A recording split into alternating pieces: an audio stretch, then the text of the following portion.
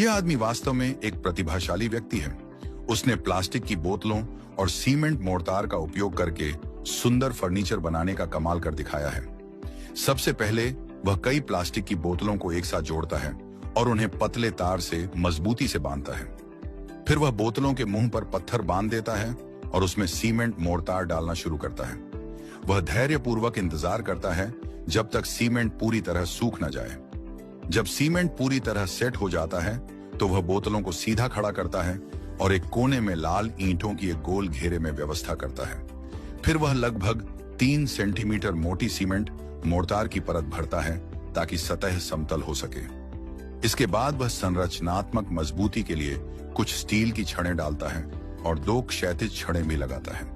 फिर वह समतल करने के लिए और सीमेंट डालता है। बीच में वह एक प्लास्टिक की बोतल में एक लोहे की पाइप डालता है, उसका निचला हिस्सा सूखने देता है और फिर उसमें सीमेंट भर देता है। अंत में वह एक सीमेंट की बनी हुई आर्म रेस्ट, हाथ रखने की जगह, लगाता है जिससे सुंदरता और कार्यक्षमता दोनों मिलती हैं। वह सीमेंट बोर्ड पर इकट्ठी की गई टूटी हुई टाइल्स को अनियमित काले और सफेद पैटर्न में इस तरह सजाता है कि उसमें कलात्मकता झलकती है। यह पूरी प्रक्रिया बहुत सावधानी और हुनर से की जाती है। लापरवाही की कोई गुंजाइश नहीं है।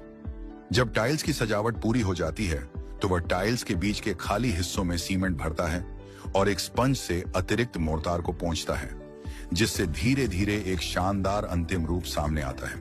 इसके बाद वह प्लास्टिक की बोतलों के नीचे के हिस्सों को काट देता है, उनके खुले हिस्सों को कसकर बांधता है, उनमें सीमेंट भरता है और उन्हें लाल ईंटों के भीतर रखता है जिससे संरचना मजबूत बन सके।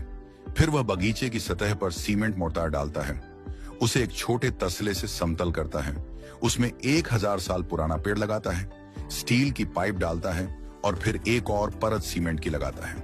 जब यह सब सूख जाता है तो वह पूरी संरचना को उल्टा कर देता है, जिससे एक सुंदर आधार बेस तैयार हो जाता है और उस पर अनियमित टाइल्स से सजावट करता है। अंत में वह फर्नीचर को अपने पसंदीदा रंगों से रंगता है और गोल मेज तथा कुर्सियां पूरी करता है।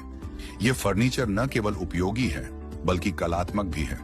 क्या आपको यह पसंद आया? मैं इसे 10 में से 10 अंक दूंगा और आप सिर्फ एनिमेटिक ज्ञान को फॉलो कर लो। यह कार्य केवल हुनर ही नहीं बल्कि एक गहरी सोच और रचनात्मकता का प्रमाण है।